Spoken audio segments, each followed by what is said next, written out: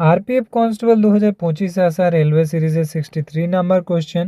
বলা হয়েছে যদি তুমি তোমার বন্ধুকে 5% চক্রবৃদ্ধি সুদের হারে 2 বছরের জন্য 4,000 টাকা দাও, তাহলে 2 বছর পরে তোমার বন্ধু তোমাকে কত টাকা ফেরত দেবে, অর্থাৎ সুদ প্লাস আসল আমাদেরকে বের করতে হবে।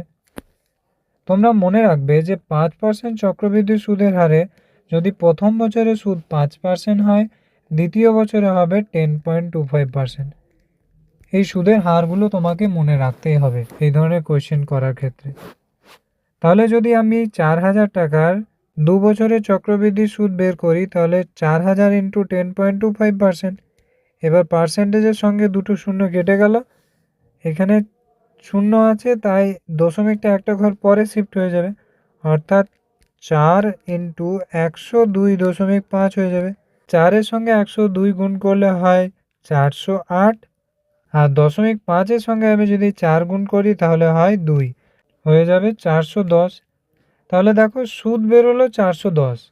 তোমার বন্ধুর কাছ থেকে তুমি 4,000 টাকা নিয়েছিলে, 2 বছর পরে তুমি 410 টাকা সুদ দিলে, তাহলে প্রথমে 4,000 টাকা তো তুমি তো দেবেই, তার উপর আবার 410 টাকা সুদ দেবে।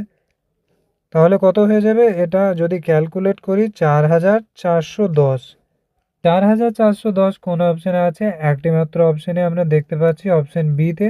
তাহলে এই কোশ্চেনের সঠিক উত্তর হয়ে যাবে অপশান বি।